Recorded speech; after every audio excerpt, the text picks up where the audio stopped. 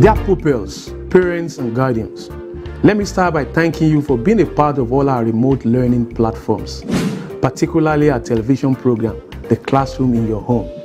Each feedback has been awesome. Good job, you. Our teachers have been working assiduously to break the learning laws during this critical period. Therefore, I am pleased to inform you that the Classroom in Your Home has been extended to accommodate the lower primary classes and a dedicated lesson to cater for our special needs pupils in line with our mandate of providing an all-inclusive and quality basic education in our dear state.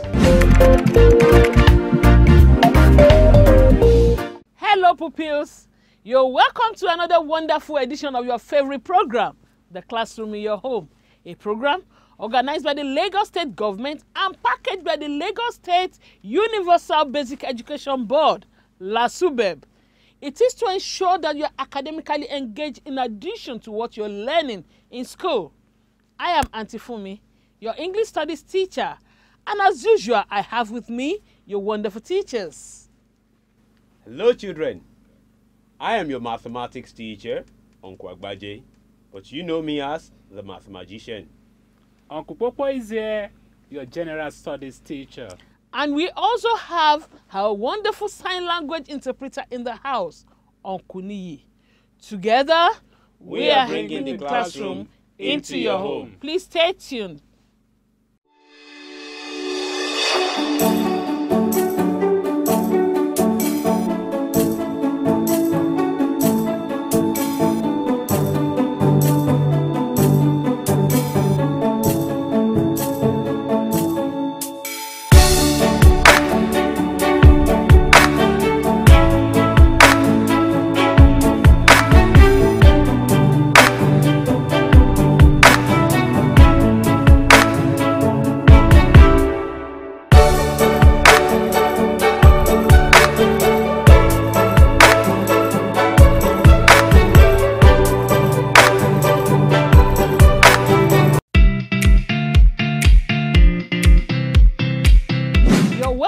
Auntie Fumi's class.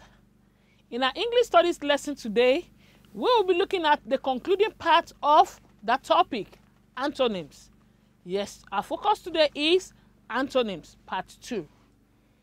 Before we go into the learning objective for today, let's have the correction to the previous homework. Our last topic was antonyms too. So, the assignment you were given was that you should find the opposite in meaning to the words, the given words. Soothe. And the antonym for soothe is discomfort. Sluggish. The antonym is fast. Don't forget we said antonyms means the same thing as opposite in meaning. Quack.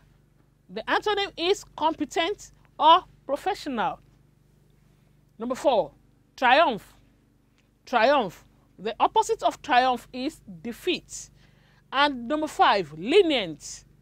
Lenient. The opposite of lenient is strict.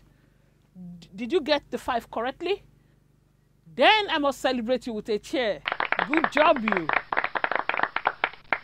So the learning objective for today's lesson, I said we are still going to look at antonyms, the concluding part of our lesson on antonyms. By the end of today's lesson, you should be able to define antonyms. I'm sure you are able to do that. And you should also be able to say common words and their antonyms. Let's begin. In our last lesson, we gave the definition of antonyms. So let's go over that again. We said antonyms are words of opposite meanings. Antonyms are words of opposite meanings. It's just like we're saying words and opposite. So, we want to continue with common words and their antonyms.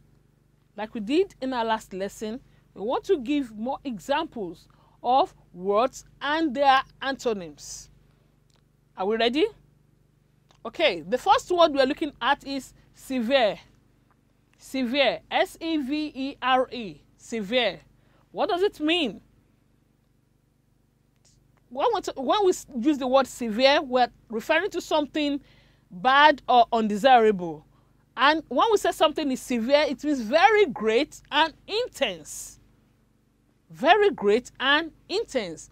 And what is the antonym or the opposite of severe? The opposite is slight.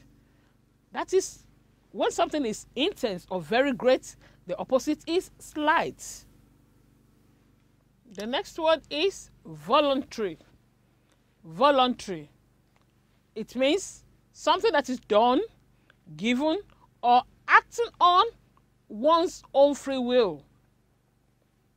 I take that again. Voluntary. It means done, given, or acting on one's own free will. That is that you are not forced to do that thing. You're doing it on your own free will. And what is the opposite or antonym of voluntary? That is compulsory. Compulsory. The antonym of voluntary is compulsory. Tough. T-O-U-G-H. Tough. It's referring to a substance or object that is strong enough to withstand adverse conditions or rough handling. When something is tough, then it means it is strong enough to withstand adverse conditions or rough handling. And what is the antonym or opposite of tough? It is tender. Tender. T-E-N-D-E-R. Tender. Another word is punish. Punish. What does it mean to be punished or to punish someone?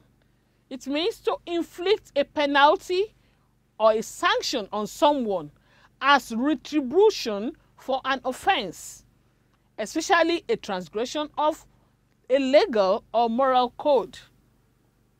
When we say the word punish, it means to inflict a penalty. You did not do your homework. Then the penalty for not doing your homework is that you will not watch your favorite program. That means that is the punishment that you're going to serve for not doing your homework. That is what I meant by penalty or sanction on someone as retribution. That is the price you have to pay for an offense, especially of a legal or moral code. What is the antonym for punish? It is pardon. P-A-R-D-O-N. Pardon. Seldom. Seldom. It means not often, rarely. Not often, rarely. And what is the opposite of seldom? The opposite is often. O-F-T-E-N. Often. Reluctant. Reluctant. It means unwilling and hesitant. What you are not, you don't feel like doing that particular thing. You're reluctant. So it means unwilling or hesitant. And the opposite of reluctant is willing or eager. Is willing or what? Eager. Well done. The next word is wide. W-I-D-E. Wide. Of great or more than average width.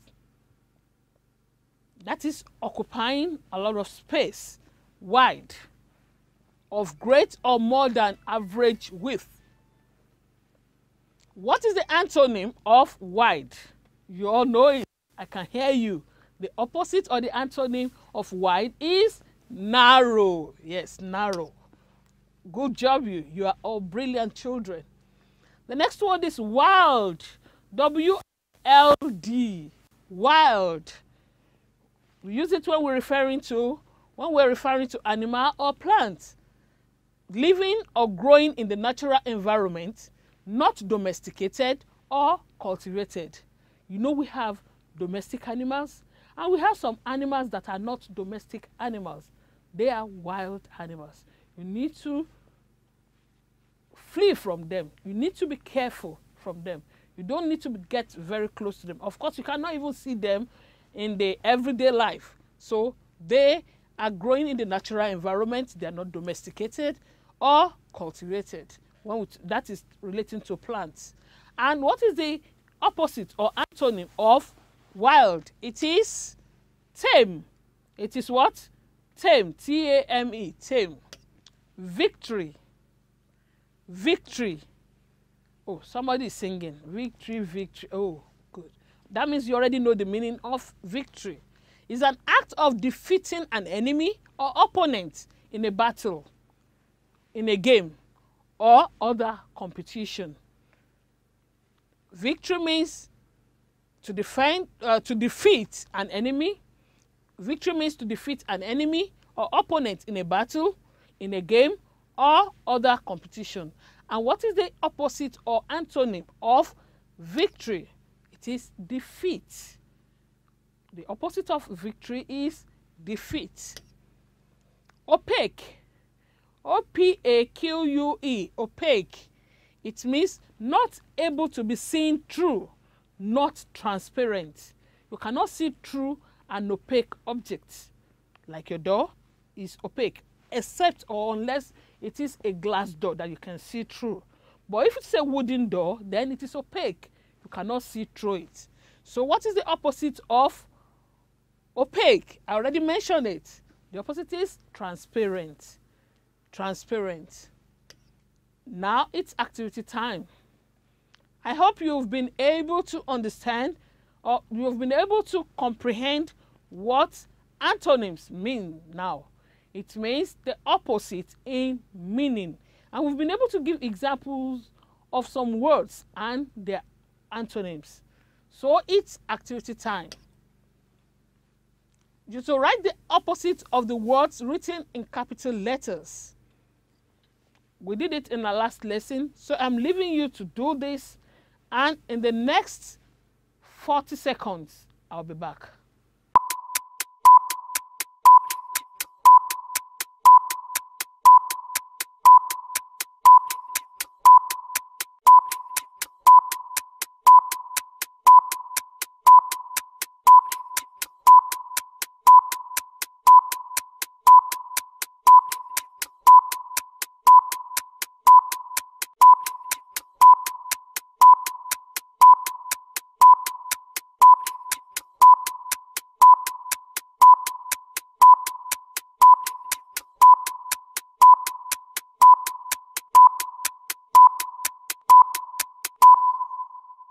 Pens down, eyes on me.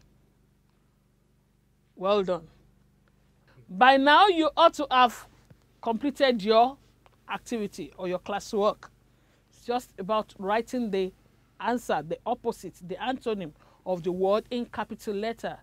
Are you ready? Now let's do the correction together. The forest is very quiet at noon most of the time. The forest is very quiet at noon most of the time. The word in capital letter is quiet. And the antonym or the opposite of quiet is noisy. Did you get that? Please mark. Number 2. All lazy and dishonest students will soon be admitted. All lazy and dishonest students will soon be admitted. The word in capital letter is admitted. And the opposite of admitted is dismissed. Did you get that? Well done. Number 3. The answer to his request was negative. The answer to his request was negative. The word in capital letter is negative. And the opposite of negative is positive. Yes, positive. Number 4. The meat was too tough for me to eat. I can see so many of you trying to practicalize the meat being tough. Oh, the meat was too tough for me to eat. The word in capital letter is tough. What is the opposite of tough? It is tender. Tender. The meat was too tender for me to eat.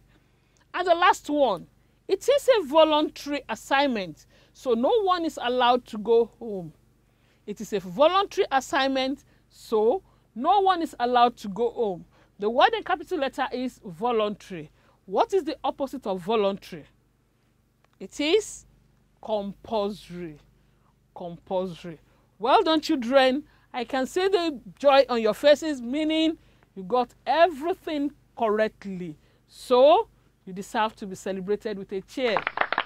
Good job, you. Well done. Now to the assignment. To your assignment. You are to find the opposite of the following words: reap, prosperous, stationary, smile, and adulterated. In the next 10 seconds, please capture the assignment. I'll be back to sign out.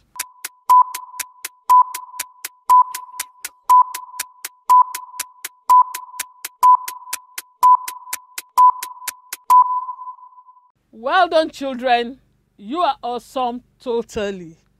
And that's it for today. We have come to the end of the English Studies lesson for today. I hope you had fun learning antonyms. I know you will have more examples on your own.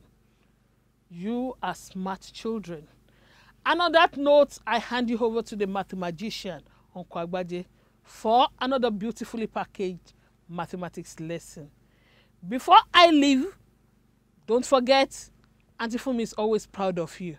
Bye.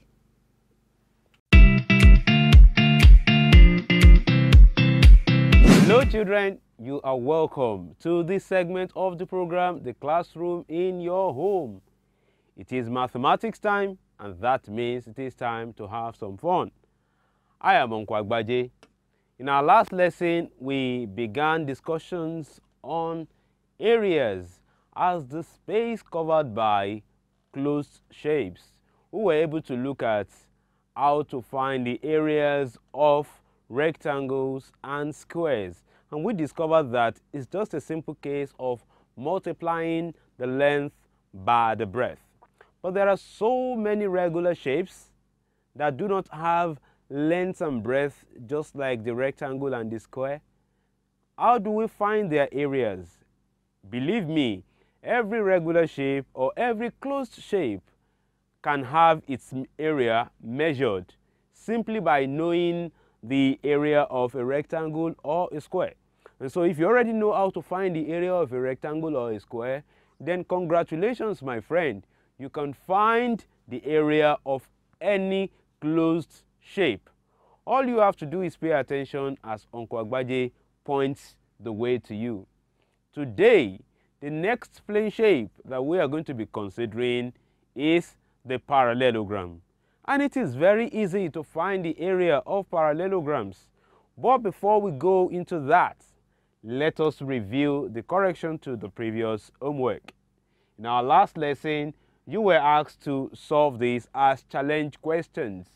Given the area, find the length or find the breadth if the area of this rectangle is 180 meters squares. Yes. Now we know that the length is 15 meters and it is written here. The formula that connects the length and breadth to give the area is the length times the breadth. So area is essentially multiplying the length by the breadth. But in this case, we know the length is 15 meters and we know the area is 180. So we'll put 180 on the area, 15 on the length, and then for the breadth, we'll represent it with B. And don't forget that breadth is how wide or how broad that shape is. Now,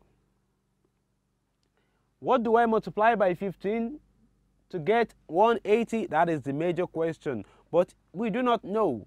And since we do not know, what we can do is that we can divide back. So instead of multiplying 15 by B, we just divide 180 by 15. And doing that, let's say 5 goes here 3, 5 goes here 3, remaining 3, 5 goes here 6. Now 3 goes here 1, 3 goes here 1, 3 goes here 2. So I have 12 all over 1, and that is 12. And so 180 divided by 15 will give us the breadth that we're looking for, and that is 12. If I divide 180 by 15, we get 12, and then that is the breadth. I hope that's what you got. But for the other one, my friend, it's a square. And a square has all sides equal. And I did tell you in the last lesson that when you have the area of a square given, to know the length of side, all you have to do is find the square root. And so we are now constrained to finding the square root of the square, which is 256. And when you find that, I would have loved to do that for you, but then I have taught you how to do it. When you find the square root of 256, you get 16. And that means the length of the side is 16 meters, my friend. Now, I trust that you got these two correctly. And as usual, I will celebrate you with a check. Now, back to that work for area of parallelograms. Do you still remember what parallelograms are?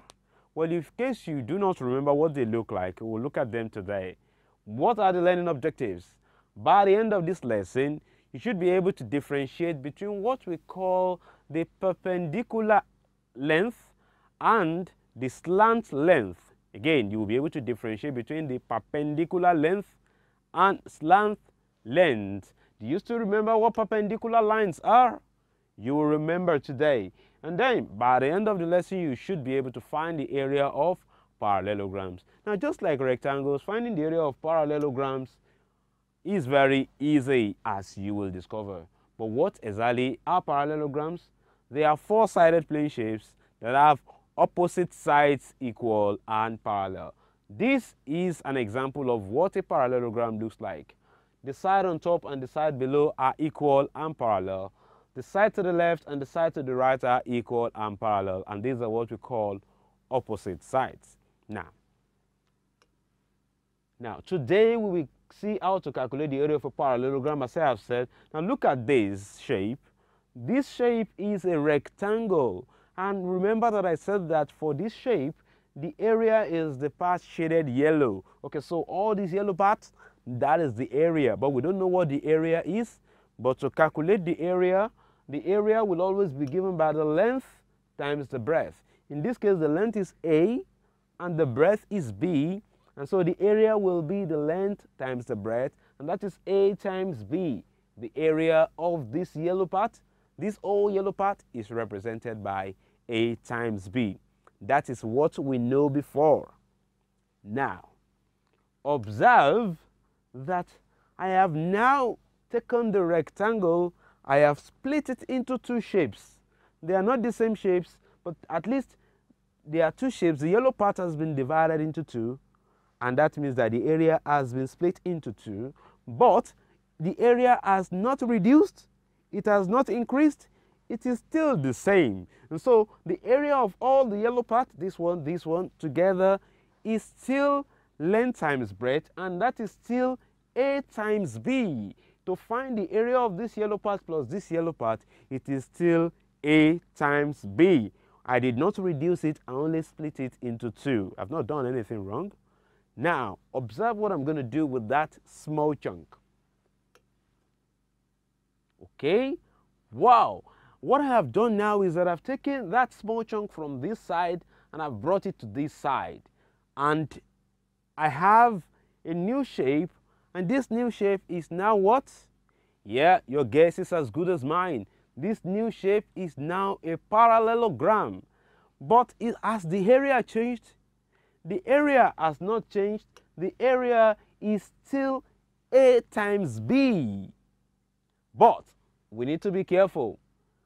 The area is still the length times the breadth. But the length in this case is not this line. It is the perpendicular length, the straight line, the vertical line that comes from the top to the bottom and is perpendicular to the base. As you can see, do you remember our work on lines and angles? Yes, when you have this box in the corner, I told you that's a right angle. So the line that forms a right angle with the breadth is what you call the perpendicular length. And so this has been the A all along. It did not change.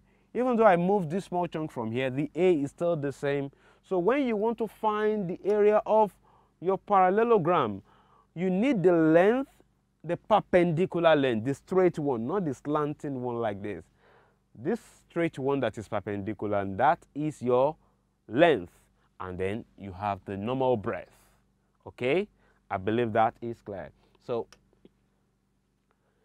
now let's apply that knowledge in finding the area of parallelograms. So this is one parallelogram here, my friend. Okay, if you're not careful, somebody will pick this line, say that's the length and that's the breadth, and multiply, but that's not it, my friend. Find the area of this parallelogram. The area of the parallelogram will be the length times the breadth, but it is not the ordinary length, it is the perpendicular length. So you have to look for the straight line that forms a right angle, and that means you must always be looking for a box, and that box can come from in any angle, can come in any part of the shape. But in this case, this is the perpendicular length, and that is 9 centimeters, and that is breadth. The key to finding the area of parallelograms is being able to identify the perpendicular length. Once you are able to identify that, just multiply with the breadth, and then you're good to go. So perpendicular length is 9 centimeters, the breadth is 5 centimeters, and of course you can do the rest. 9 times 5 is 45 centimeter squares. Let's check out another one. Here again we have another parallelogram. In this case, which one is the perpendicular length? Is it this one? Obviously not. It is this one that has the right angle. So you have to look at the line coming down, and that is the perpendicular length, and that measures 6 centimeters. So the area of the parallelogram is now perpendicular length times breadth, which is 6 centimeters, and the breadth is 11 centimeters. And of course, the rest is easy, as they say. 6 times 11, of course, is 66, and we'll say the area of the parallelogram is 66 centimeters squares. But don't get too confident, my friend, because some children will say, oh, well, it's very easy. I just pick the two numbers on the surface and then multiply them together. It's not always going to be that easy. Let's check out this one. Now there are 3 numbers, okay? Find the area of this parallelogram. We have 10, we have 12, and now we have some 8, but this is where the parallelogram is, the yellow part. That is the parallelogram. So area is perpendicular length. So which one is the perpendicular length?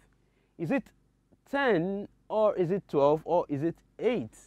Well, if we look for the right angle, you will see that it is not within the parallelogram, it is outside. But that is not important. What is important is that you know the perpendicular length. So you can draw it by yourself on the inside of the shape. Let me take a red one here. Now, there is a line outside the shape. That is why it is dotted. It is not part of the shape. I can form a rectangle with it. Okay, now, yeah, pardon my line that is not so straight. And put a box by myself. Now, if this side is 8 centimeters, then that means this side is also 8 centimeters. And I have found my own perpendicular length. So the most important thing is that you don't just pick a number, you have to find the perpendicular length. Even if it is outside, locate it on the inside by yourself. This is the length you need. But if you can't get it, you can take it from the outside. If this is 8, then this will be 8. Rectangles have opposite sides equal. Now that we know the perpendicular length, we can proceed to find the area, and the perpendicular length is 8. But what of the breadth? Is it this one? This is not the breadth, my friend. If you draw the perpendicular length, it's going to touch a side. That side is the breadth. So draw the perpendicular length, 8 centimeters. The two sides that it is touching, these are the breadth. So it's either you pick this one or you pick this one. Whichever one you pick, they are equal. So from here to here is 12. From here to here is 12. So I'll take that again. Perpendicular length, draw it, get the length, write it. But for the breadth, the line that the perpendicular length is touching, that is also your breadth. So this one is perpendicular to this one. So this is the length and this is the breadth, and these are the numbers you need to multiply, my friend. So in this case, it is 12 centimeters. This 10 centimeter is just the slant length, and it's just there to distract you. And that will only fool those students that are not like you, my friend, because you are smart and you know this one is just there to distract. You can find the perpendicular length and the breadth easily. So now 8 times 12, that one is way easy, 96 centimeters squares. Just one final example. And now you see a parallelogram that is a little bit tilted. Okay, but do not be confused, my friend. The most important thing is that you look for the perpendicular length, and this is the perpendicular length. It doesn't really have to be vertical all the time. What you need to know is that it is perpendicular. That means it is at right angles. And once you locate the right angle, then the line is the perpendicular length. Now, if this is your perpendicular length, that's 7 centimeters. What side is it touching? Is it touching this side? No. Is it touching this side? No. It is touching this side, perpendicular, this side, and this side. And this side is equal to this side. So perpendicular length is 7 and the breadth will be 13. And so the numbers that you need there are 7 and 13. That 8 is just there to distract you, my friend. So perpendicular length is 7 centimeters.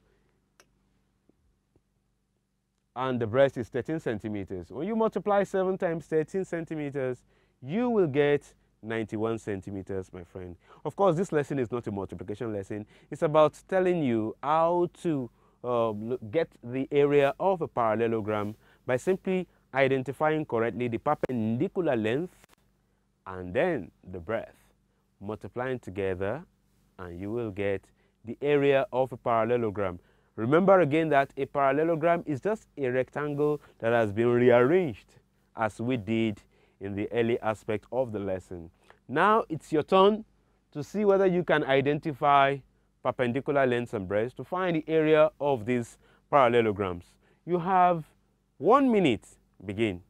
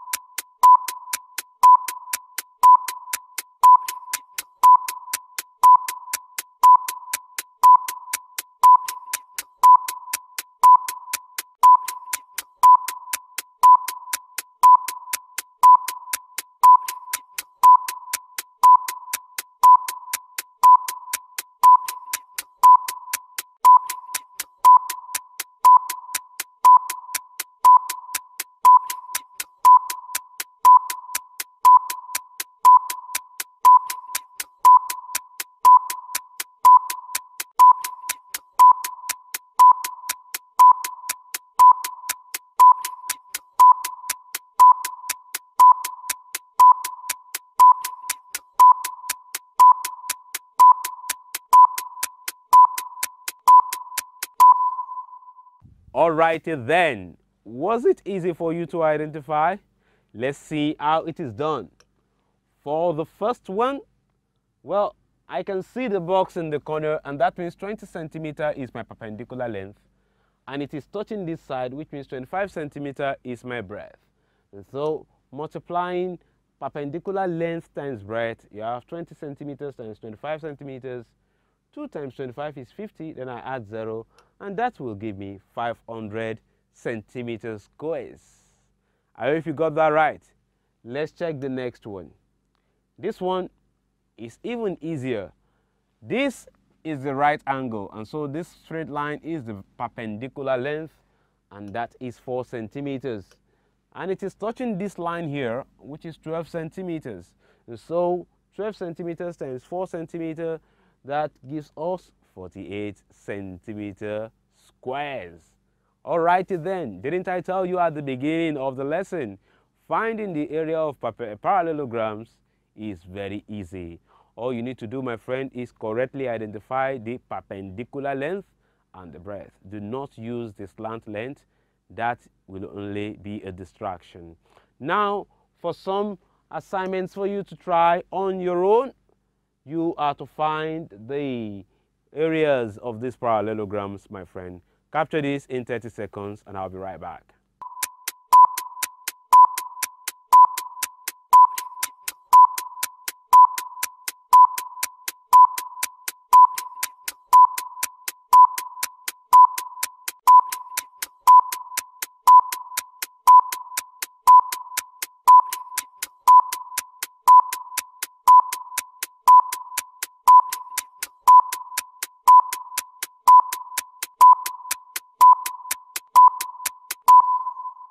Alrighty then, we have come to the end of today's lesson in mathematics. Hope you had fun, because I did. Now I will hand you over to Uncle Popo for the general studies lesson. Till I come your way in the next class, do remain wonderful mathematicians. Bye-bye now.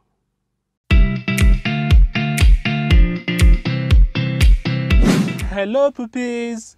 You are welcome to General Studies class. I am Uncle Popo. Uncle Popo is here. I am also here. Excellent. We are here together. 100% attention. Brilliant one. 100% attention is what I wanted to give me in today's lesson. Our subject for today is social studies. In our last lesson, we talked about transportation. And you were told that transportation is the movement of goods, people, and animals from one place to another.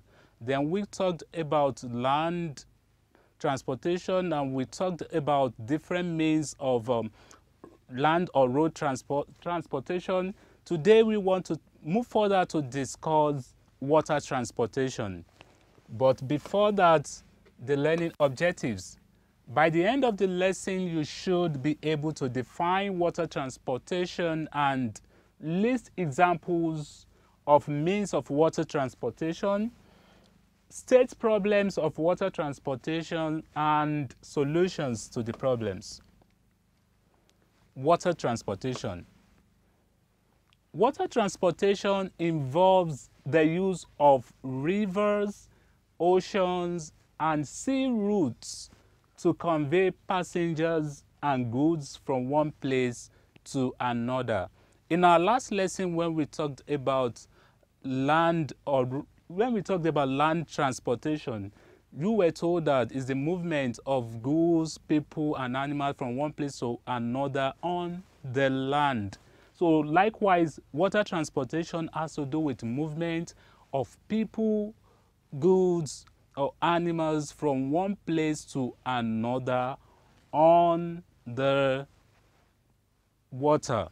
So, and when we talk about the water here, we are referring to rivers, it could be oceans, it could be all or any of the sea routes to convey passengers and goods from one place to another.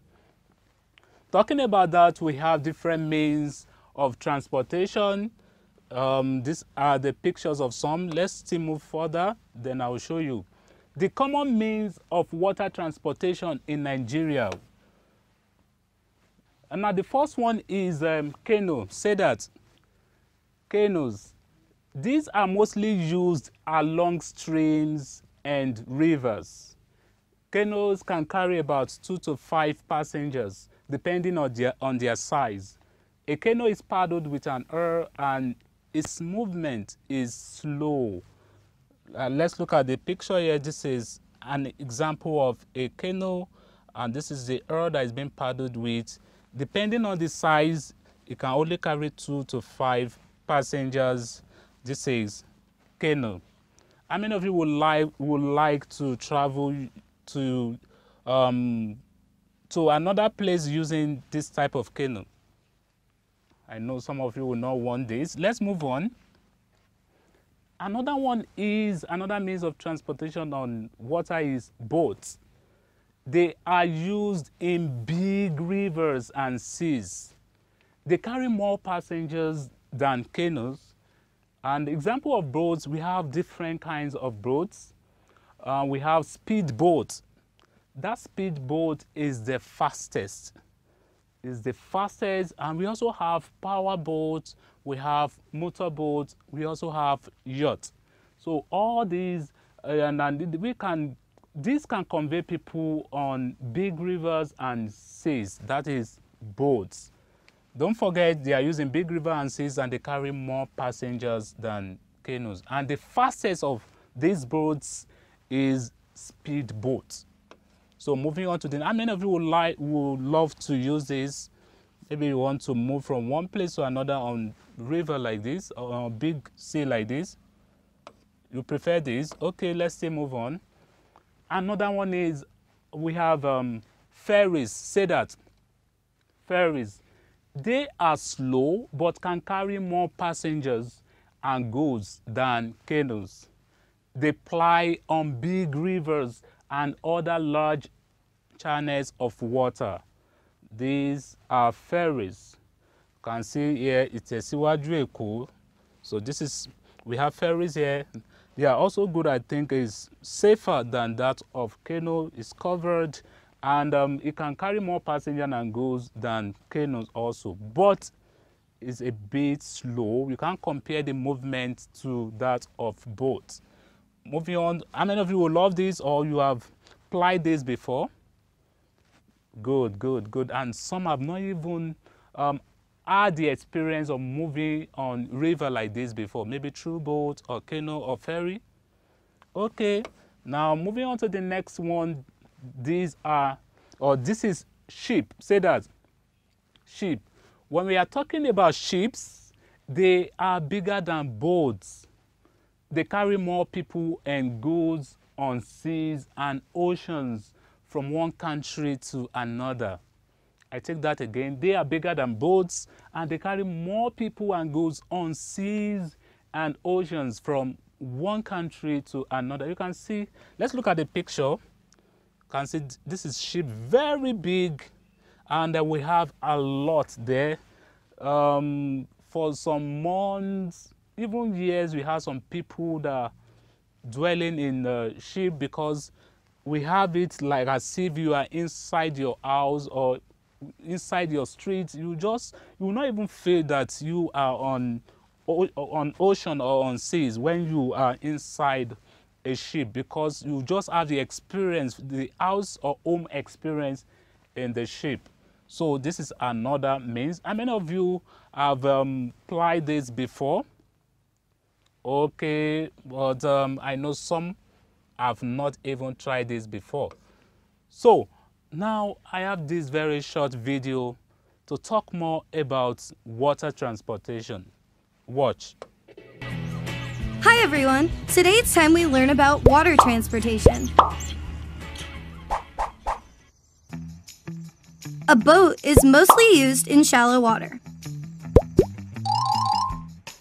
A ship is bigger. It is used in wide rivers and seas. It can transport people or goods. The person in charge is the captain. Motorboats are small and are mostly pumped with air. They have a small motor and are quite light. They can be used in rescues.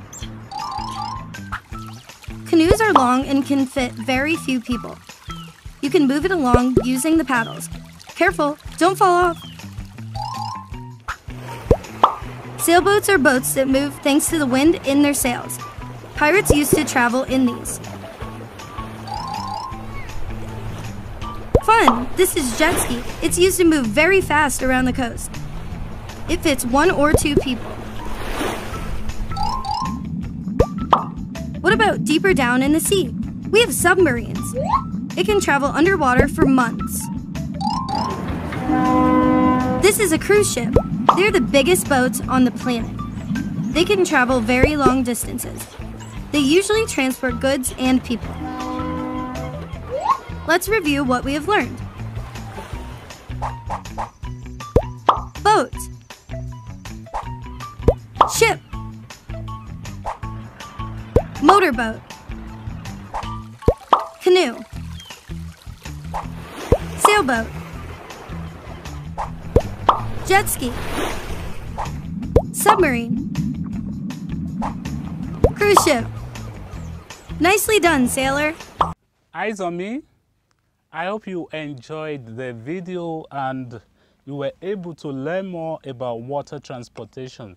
So now let's move on to problems of water transportation. What are the problems of water transportation? One of the problems is lack of adequate skilled seamen and captains. Those are the people working maybe on the ship and other means of water transportation. We don't have enough of captains, enough of seamen that could work on. Let's move on to the next one. That's inadequate seaport and ships. Like vessels, this one too is another problem. We don't have enough seaport and ships. Next one is high cost of maintenance. To maintain those ships will really take so much money before one can maintain a ship. So high cost of maintenance is another problem. Next one is frequent attacks by pirates. You know, the pirates are the one that are robbing people on water, maybe in the ship, maybe in the... So those, we just see them as thieves or committing illegal violence on the water. So they are the pirates. So frequent attacks by pirates, and people might have the fear that on water, if they don't try to cooperate with those pirates, they might be thrown inside maybe the ocean or big sea. So that's another problem there, frequent attacks by pirates.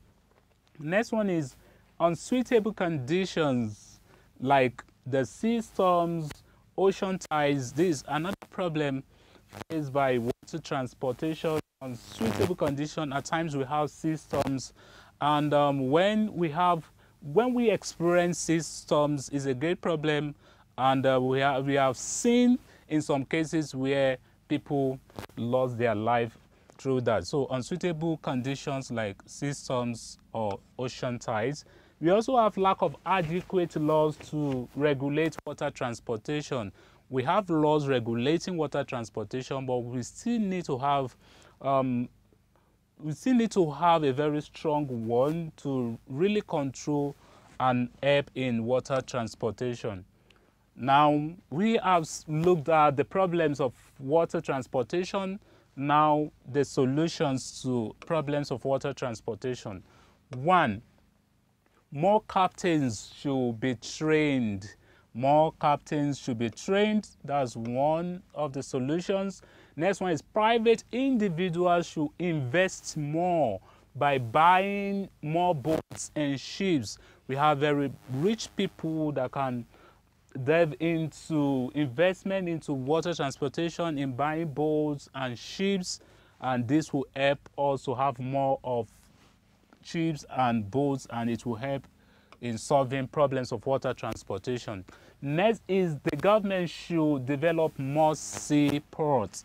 That's another way to solve the problem, and there should be regular maintenance of seaport facilities. That's another way to solve the problem.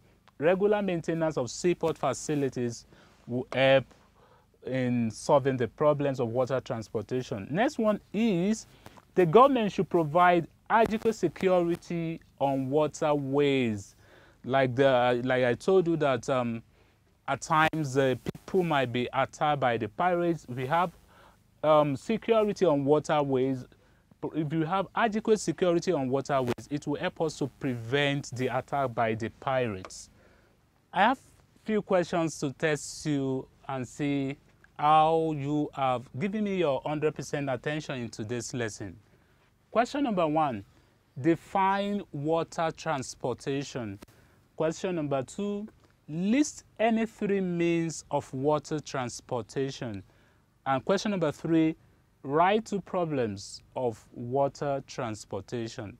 You have just 40 seconds to attempt this. Your time starts now.